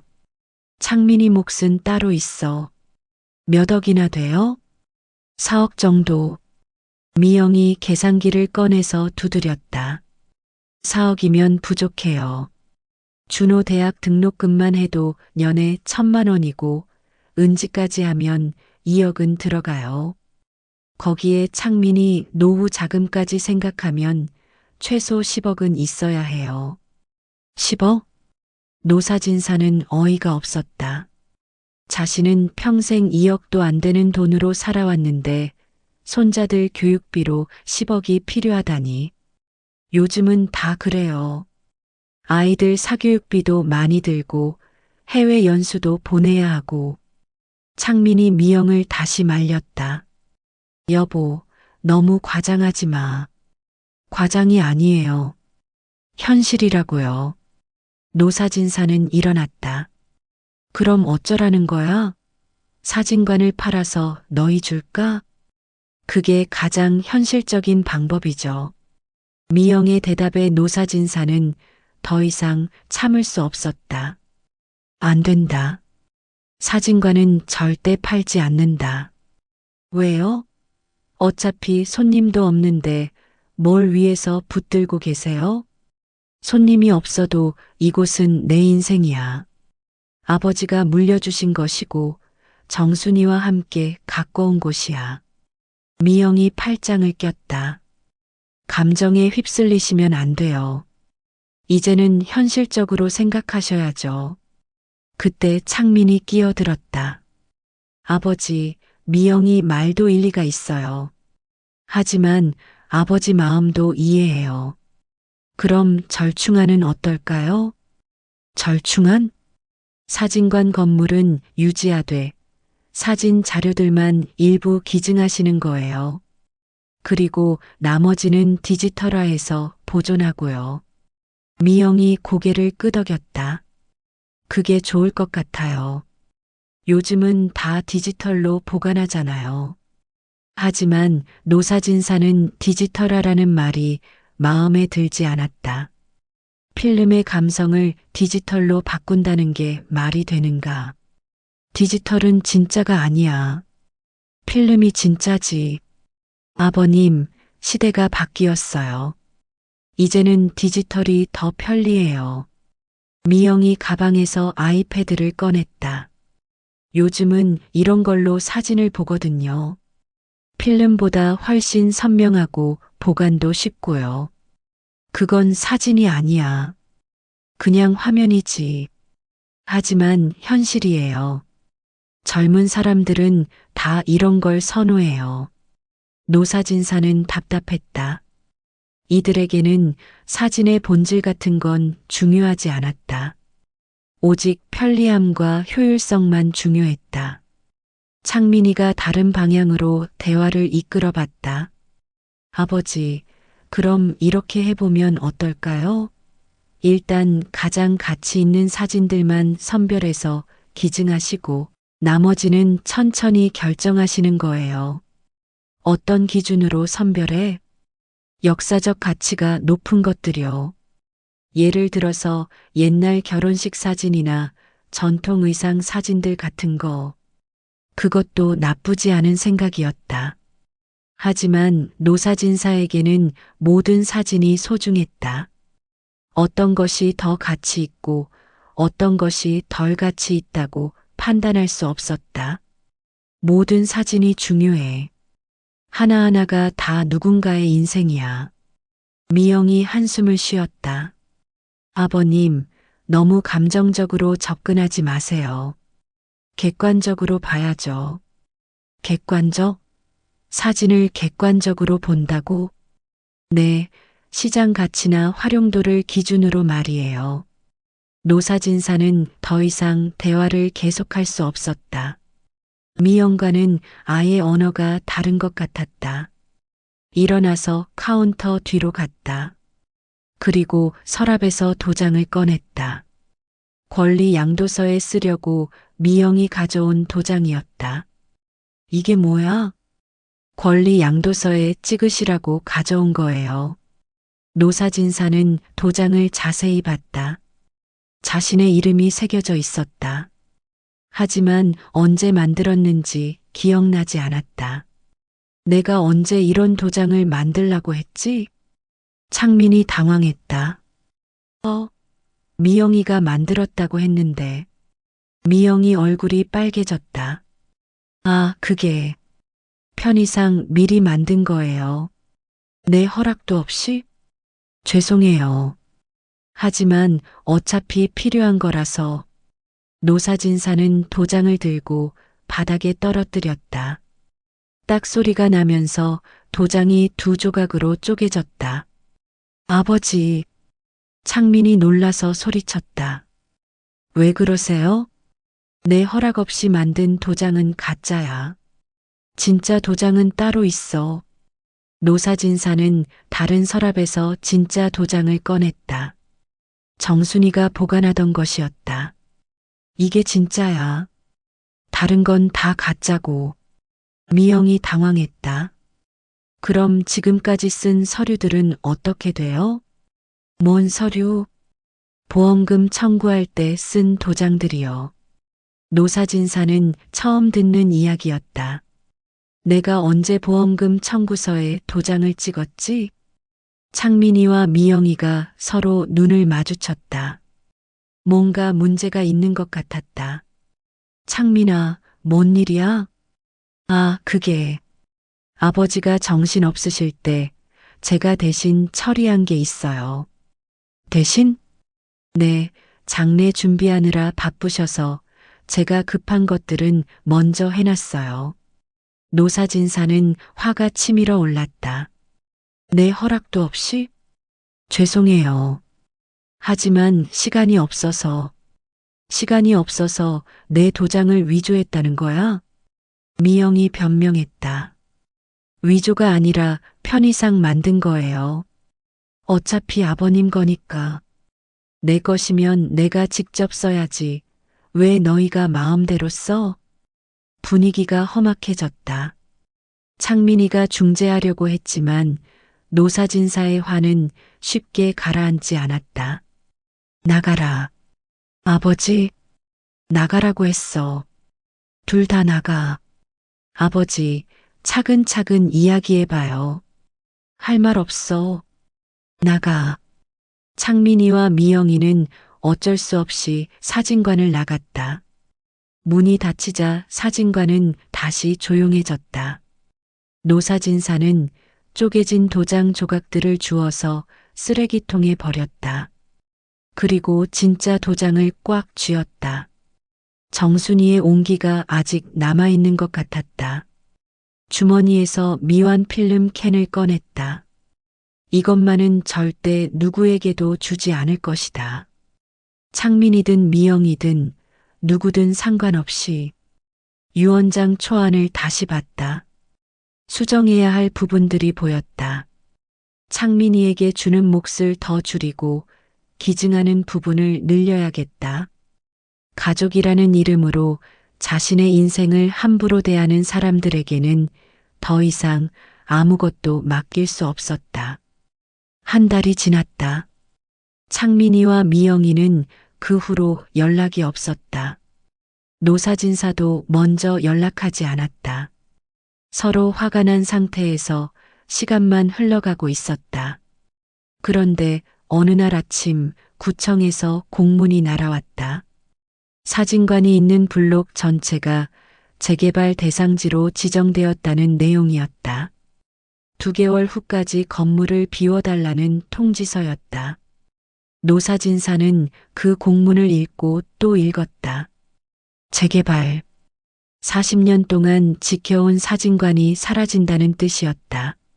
아버지 때부터 시작해서 3대에 걸쳐 운영해온 명진사진관의 마지막이었다. 전화를 걸어서 구청에 문의해봤다. 담당 공무원은 친절하게 설명해줬지만 결론은 같았다.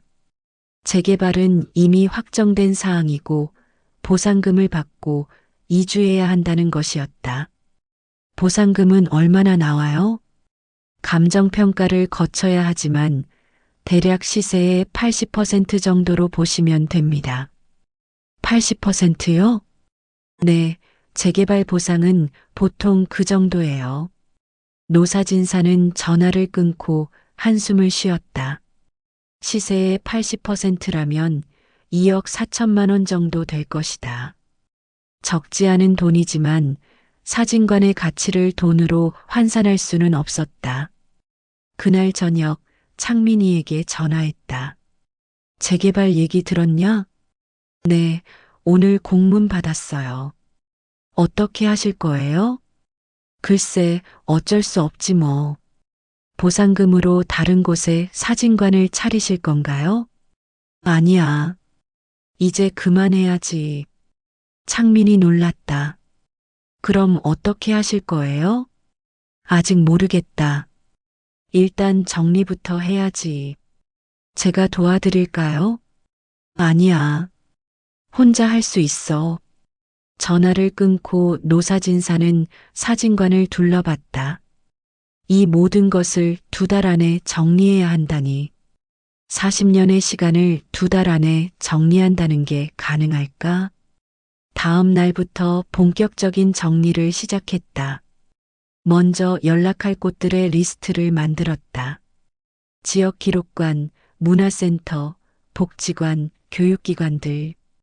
하나씩 전화를 걸어서 사진 자료 기증 의사를 전했다. 대부분의 기관에서는 긍정적인 반응을 보였다. 특히 지역 기록관에서는 매우 관심을 보였다. 80년대부터 2000년대까지의 지역 사진 자료는 귀중한 사료라고 했다. 언제 한번 직접 보러 갈 수 있을까요? 지역 기록관 학예사가 물었다. 언제든지 오세요. 2개월 후면 다 정리해야 하니까 서두르셔야 해요. 네, 이번 주 안에 가겠습니다. 문화센터에서도 좋은 반응이었다. 전통 의상 사진들과 혼례 사진들에 특히 관심을 보였다.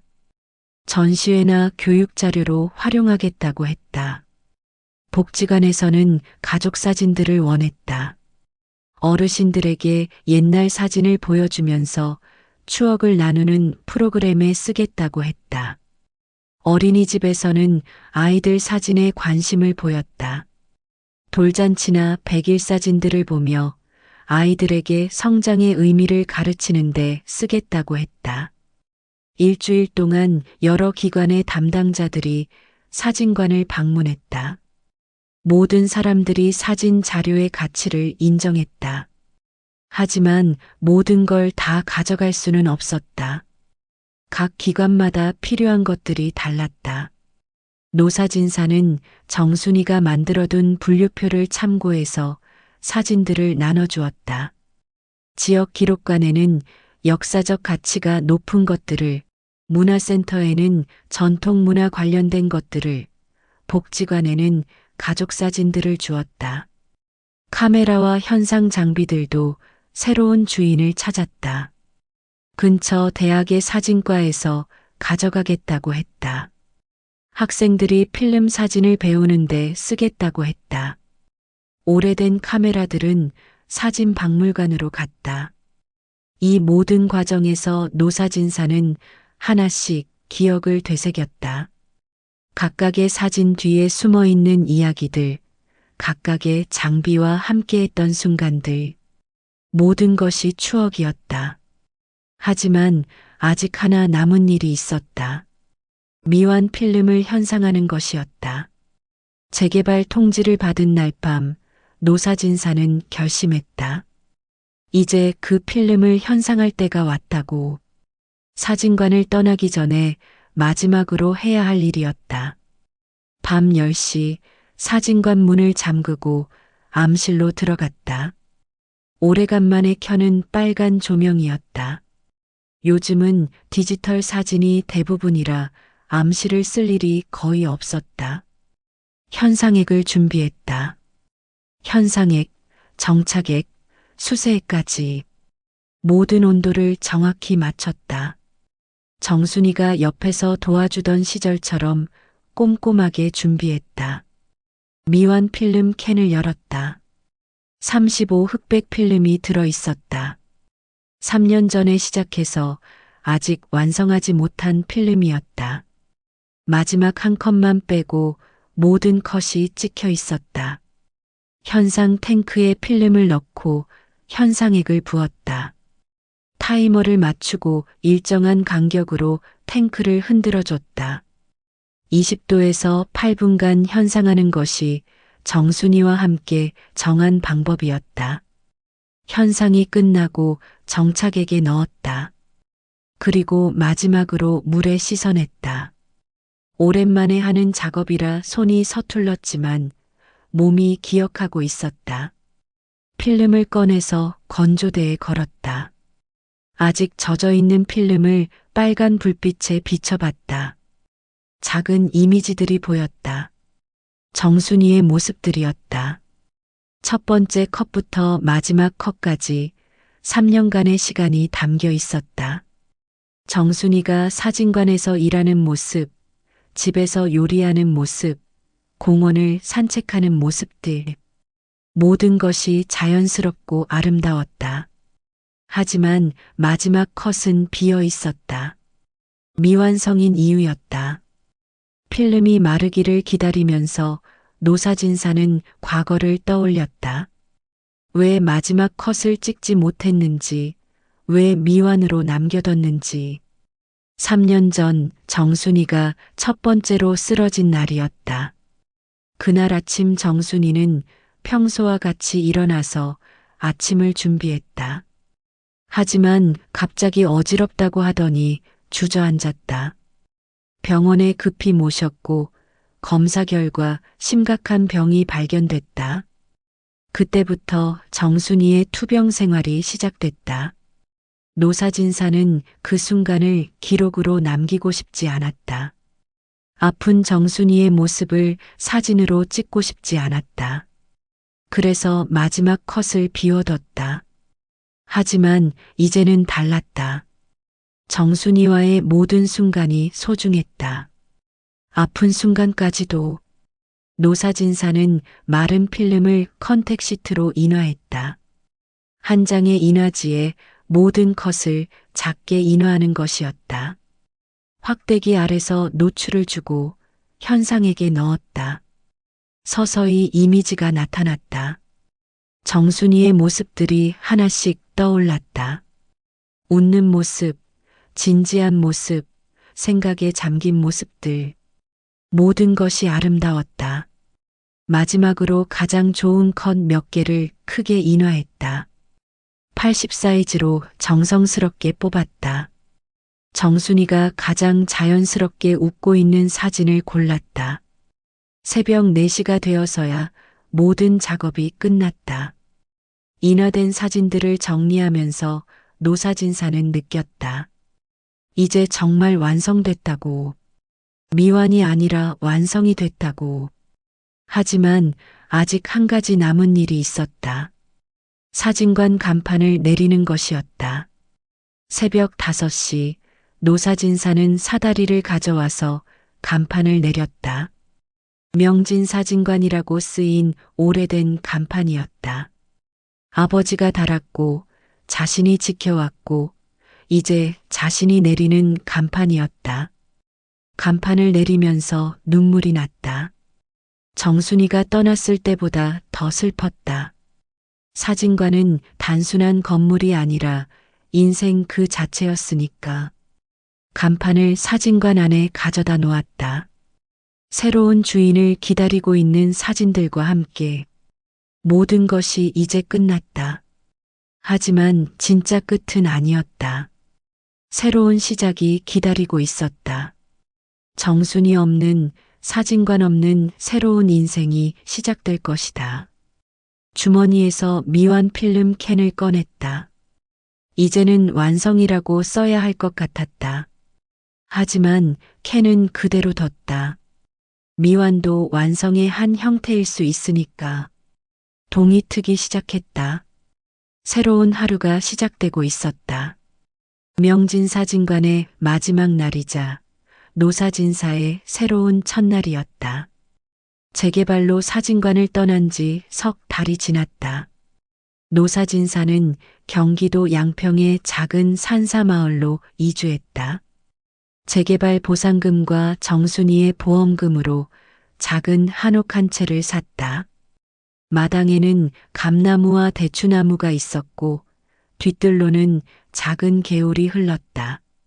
처음에는 모든 것이 낯설었다. 40년 동안 살던 도시를 떠나 산골 마을로 온 것이다.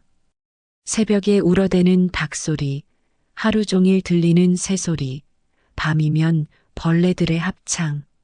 모든 것이 정순이와 함께 살던 집과는 달랐다. 하지만 서서히 적응해 갔다.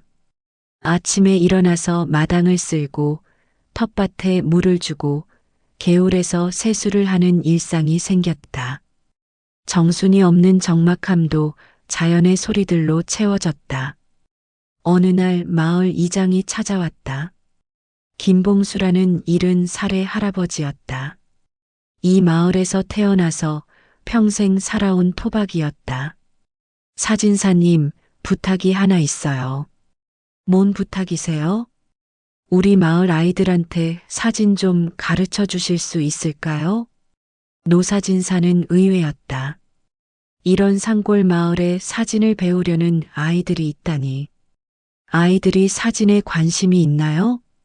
네, 요즘 아이들이 핸드폰으로 사진을 많이 찍더라고요. 그런데 제대로 배운 적이 없어서 그냥 아무렇게나 찍고 있어요. 김봉수 이장은 마을 회관에서 방과 후 교실을 운영하고 있었다. 도시 아이들보다 문화적 혜택이 적은 시골 아이들을 위해서였다. 월급은 많이 못 드리지만 아이들이 좋아할 것 같아요. 노사진사는 잠시 생각해 봤다. 사진관을 접고 나서 무엇을 해야 할지 고민하고 있던 차였다. 아이들에게 사진을 가르치는 것도 나쁘지 않을 것 같았다. 한번 해보죠. 정말요? 고맙습니다. 그 다음 주부터 노사진사는 마을 회관에서 아이들에게 사진을 가르치기 시작했다. 초등학생 5명, 중학생 3명이었다. 모두 순박하고 호기심 많은 아이들이었다. 첫 수업에서 노사진사는 간단한 디지털 카메라를 가져갔다. 아이들은 신기해했다. 핸드폰보다 훨씬 큰 카메라였지만 더 선명하고 아름다운 사진을 찍을 수 있었다.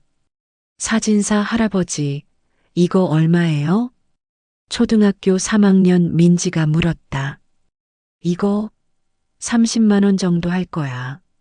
우와, 우리 핸드폰보다 비싸네요. 중학생 준호가 말했다. 하지만 좋은 사진을 찍으려면 좋은 도구가 필요해. 요리할 때 좋은 칼이 필요한 것처럼. 아이들은 고개를 끄덕였다. 노사진사는 아이들에게 카메라 사용법부터 차근차근 가르쳤다. 셔터 속도, 조리개, ISO 같은 기본 개념들을 쉬운 말로 설명했다. 조리개가 뭐예요? 카메라 눈의 크기라고 생각하면 돼. 눈을 크게 뜨면 밝게 보이고 작게 뜨면 어둡게 보이잖아. 아, 그런 거구나. 아이들은 금방 이해했다. 어른들보다 훨씬 빨리 배웠다. 이론보다는 직접 찍어보면서 배우는 것을 좋아했다. 두 번째 수업에서는 마을을 돌아다니며 실습을 했다. 아이들은 각자 관심 있는 것들을 찍었다. 개울가의 돌멩이, 나무 위의 새, 할머니들이 빨래하는 모습들. 할아버지, 이거 어때요? 민지가 찍은 사진을 보여줬다. 할머니가 빨래하는 뒷모습이었다. 햇빛이 할머니의 은발을 비추고 있어서 아름다웠다. 아주 좋아. 자연스러운 순간을 잘 잡았네. 정말요? 저도 사진사가 될 수 있을까요? 당연하지. 내가 보는 눈이 특별해. 아이들은 칭찬을 받으면 더욱 열심히 했다. 매주 새로운 것들을 배우고 싶어 했다. 노사진사도 아이들 때문에 새로운 활력을 얻었다. 한 달이 지나면서 아이들의 실력이 눈에 띄게 늘었다. 처음에는 아무렇게나 찍던 아이들이 이제는 구도를 생각하고 빛을 고려하고 순간을 기다릴 줄 알게 되었다. 할아버지, 우리도 사진관 만들 수 있어요? 준호가 물었다. 사진관? 네, 마을 사람들 사진 찍어주는 거요. 노사진사는 웃었다. 아이들의 순수한 열정이 보기 좋았다. 좋은 생각이야. 하지만 사진관은 사진을 잘 찍는 것만으로는 안 돼. 사람들의 마음을 읽을 줄 알아야 해. 마음을 읽는다고요? 응. 어떤 사진을 원하는지, 어떤 순간을 남기고 싶어 하는지 알아야 하거든. 아이들은 진지하게 들었다. 그럼 어떻게 해야 해요? 많이 대화해야 해. 그리고 많이 관찰해야 하고. 사진은 기술이 반, 마음이 반이야. 그때 초등학교 2학년 지우가 손을 들었다. 할아버지, 할머니 사진도 찍어주세요. 할머니? 네, 우리 할머니요. 할머니가 사진 찍은 지 오래됐다고 하셨어요. 노사진사는 지우의 할머니를 알고 있었다. 마을에서 혼자 사시는 80대 할머니였다. 자식들은 모두 도시로 나가고 지우만 가끔 놀러 왔다. 그럼 다음 주에 할머니 집에 가볼까? 네. 지우가 기뻐서 손뼉을 쳤다. 다음 주 수업 시간에 노사진사는 아이들과 함께 지우 할머니 집을 찾았다. 할머니는 아이들이 오는 걸 보고 기뻐하셨다. 아이고, 우리 지우가 친구들을 데려왔네. 할머니, 사진사 할아버지가 할머니 사진 찍어주시겠대요. 사진을? 이 늙은이 사진을 왜 찍어? 하지만 할머니의 표정은 밝았다. 오랜만에 사진을 찍는다는 게 기뻐 보였다. 노사진사는 할머니를 마당 평상에 앉게 했다. 뒤로는 감나무가 있고 옆으로는 고추가 빨갛게 익어가는 텃밭이 보였다. 자연스럽고 아름다운 배경이었다. 할머니, 편하게 앉으세요. 그냥 평소처럼. 평소처럼? 네, 지우랑 이야기하시듯이. 할머니는 지우를 바라보며 자연스럽게 웃으셨다. 그 순간 노사진사가 셔터를 눌렀다. 따뜻하고 자연스러운 미소가 담긴 사진이었다. 아이들도 각자 할머니 사진을 찍었다. 처음에는 어색해했지만 점점 자연스러워졌다. 할머니도 아이들이 찍어주는 사진을 좋아하셨다. 아이들이 찍어주니까 기분이 좋네. 우리 지우도 사진을 잘 찍는구나. 그날 이후로 아이들의 수업 내용이 바뀌었다. 기술을 배우는 것보다 사람들과 소통하는 방법을 배우게 되었다. 마을 어르신들을 찾아가서 사진을 찍어드리고 그분들의 이야기를 듣는 시간을 갖게 되었다. 매주 한 분씩 찾아뵈면서 아이들은 마을의 역사도 배우고 사진의 진정한 의미도 깨달아갔다. 사진은 단순히 이미지를 기록하는 것이 아니라 사람과 사람을 연결하는 다리 역할을 한다는 것을. 겨울이 되어 수업이 끝날 무렵 아이들이 노사진사에게 편지를 주었다. 감사 인사와 함께 앞으로도 계속 사진을 배우고 싶다는 내용이었다. 그 중에서 준호의 편지가 특히 인상적이었다.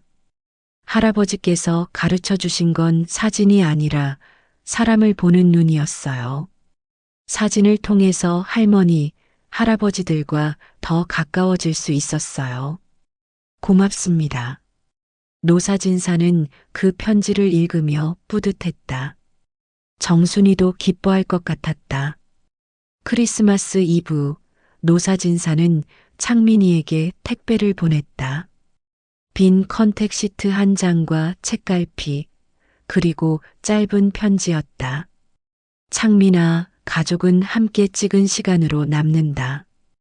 이 빈 컨택 시트에 앞으로 준호와 은지와 함께할 새로운 추억들을 채워나가라. 사진은 찍는 순간보다 함께 보며 이야기 나누는 시간이 더 소중하다. 책갈피에는 정순이가 마지막에 찍은 사진을 작게 인화해서 넣었다. 환하게 웃고 있는 정순이의 모습이었다. 산골 마을의 겨울밤은 고요했다. 노사진사는 아궁이에 불을 지피고 앉아서 하루를 정리했다. 오늘도 아이들과 함께한 시간들, 마을 어르신들과 나눈 이야기들, 모든 것이 새로운 시작이었다. 정순이 없는 삶, 사진관 없는 삶이지만 여전히 사진은 계속되고 있었다. 다른 방식으로 다른 사람들과 함께 미완 필름 캔을 꺼내서 바라봤다. 이제는 정말 완성된 것 같았다. 미완이 아니라 완성. 끝이 아니라 시작. 눈이 내리기 시작했다. 하얀 눈송이들이 창문을 두드렸다. 새해가 며칠 남지 않았다. 새로운 해, 새로운 시작이 기다리고 있었다. 여러분의 가족 사진첩을 다시 한번 펼쳐보세요. 그 안에 담긴 시간들이 얼마나 소중한지 새삼 느끼게 될 것입니다. 사진은 단순한 기록이 아니라 사랑의 증명이니까요.